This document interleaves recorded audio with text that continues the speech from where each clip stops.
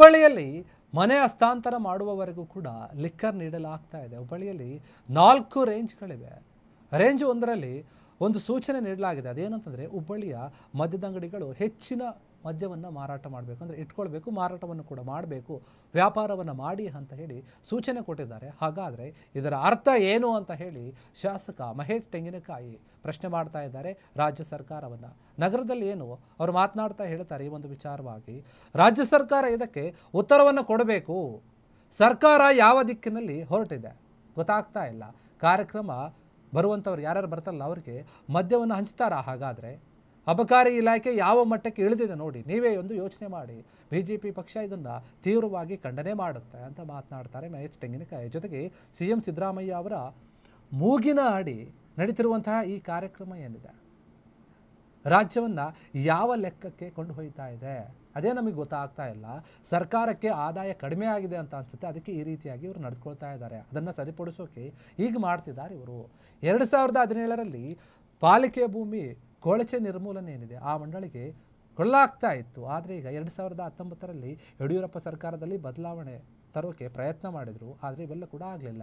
ಇವೆಲ್ಲ ಮನೆಗಳು ಏನಿದೆ BJP ಸರ್ಕಾರ ಇದ್ದಾಗ ಆಗಿರುವಂಥ ಮನೆಗಳು. ಆದರೆ ಕಾಂಗ್ರೆಸ್ ಸರ್ಕಾರ ಈಗ ನಾವೇ ಮಾಡಿದ್ದೀವಿ ಅಂತ ಹೇಳಿ ಕೊಡೋಕೆ ಹೋಗ್ತಾ ಇದೆ. ನಮ್ಮ ಕಾಲದಲ್ಲಿ ಮುಗಿದ ಒಂದು ಮನೆಗಳನ್ನು ಈಗ ಅವರು ಹಸ್ತಾಂತರ ಮಾಡ್ತಾ ಇದ್ದಾರೆ. ಇದರಲ್ಲಿ ಏನು ದೊಡ್ಡಸ್ತಿಕೆ ಇದೆ ಅಂತ ಹೇಳಿ ಮಹೇಶ್ ತೆಂಗಿನಕಾಯಿ ಪ್ರಶ್ನೆ ಮಾಡಿದ್ದಾರೆ.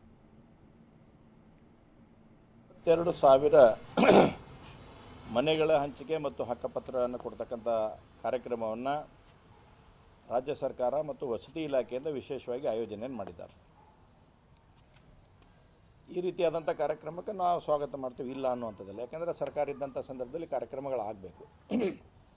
ಆದರೆ ಇವತ್ತು ನಡೆದಿರ್ತಕ್ಕಂಥ ಕಾರ್ಯಕ್ರಮದ ಹಿನ್ನೆಲೆಯನ್ನು ಸ್ವಲ್ಪ ನಾವು ನೋಡಿದಾಗ ಇದು 2017ರಲ್ಲೇ ಈಗೇನು ಮಂಟೂರು ರೋಡ್ನಲ್ಲಿ ಭೂಮಿಯನ್ನು ಕೊಟ್ಟಿದೆ, ಆ ಭೂಮಿಯನ್ನು ಹುಬ್ಬಳ್ಳಿ ಧಾರವಾಡ ಮಹಾನಗರ ಪಾಲಿಕೆ ಭೂಮಿ ಅದ, ಅದನ್ನು ಕೊಳಚೆ ನಿರ್ಮೂಲನಾ ಮಂಡಳಿಗೆ ಹಸ್ತಾಂತರ ಮಾಡ್ತಕ್ಕಂಥದ್ದನ್ನು 2017ರಲ್ಲಾಗಿದೆ.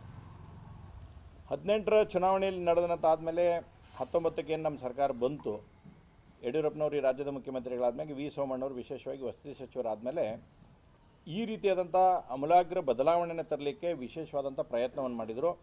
ಇವತ್ತೇನು ಮನೆಗಳು ಉದ್ಘಾಟನೆ ಆಗ್ತಿರ್ತಾವೆ ಅವೆಲ್ಲವೂ ಕೂಡ ಭಾರತೀಯ ಜನತಾ ಪಾರ್ಟಿಯ ಕಾಲದಲ್ಲಿ ಇದ್ದಿದ್ದು ಅನ್ನುವಂಥದ್ದನ್ನು ಕೂಡ ಅಷ್ಟೇ ಸ್ಪಷ್ಟವಾಗಿ ನಾನು ಹೇಳೋಕ್ಕೆ ಇಚ್ಛೆಪಡ್ತೇನೆ ಮೊದಲೇದಾಗಿ.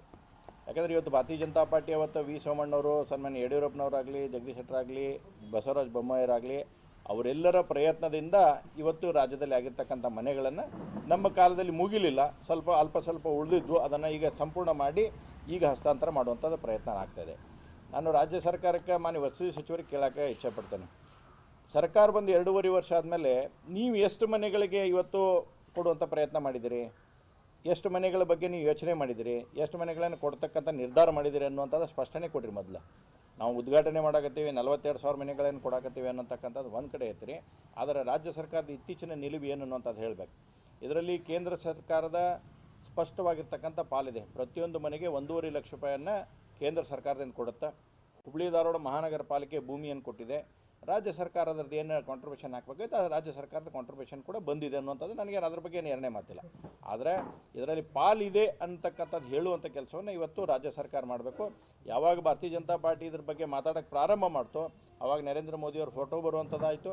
ಆದರೆ ಈ ಭಾಗದಲ್ಲಿ ಇಲ್ಲೇ ಹುಬ್ಬಳ್ಳಿಯಲ್ಲಿ ವಾಸಿಸ್ತಕ್ಕಂಥ ಮಾನ್ಯ ಕೇಂದ್ರ ಸಚಿವರಾದ ಪ್ರಹ್ಲಾದ್ ಜೋಶಿ ಅವ್ರನ್ನ ಸತ್ಯಕ್ಕೆ ಇವತ್ತು ಕಾರ್ಯಕ್ರಮಕ್ಕೆ ಅವರು ಇನ್ವೈಟ್ ಮಾಡಿಲ್ಲ ಅನ್ನುವಂಥದ್ದು ಕೂಡ ನಾವು ಭಾಳ ಖೇದದಿಂದ ಹೇಳೋಕ್ಕೆ ಇಚ್ಛೆಪಡ್ತೀನಿ.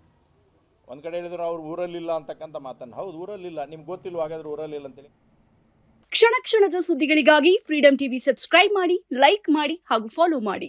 ಹೊಸ ಸುದ್ದಿಗಳ ನೋಟಿಫಿಕೇಶನ್ಗಾಗಿ ಬೆಲ್ ಐಕಾನ್ ಮೇಲೆ ಕ್ಲಿಕ್ ಮಾಡಿ.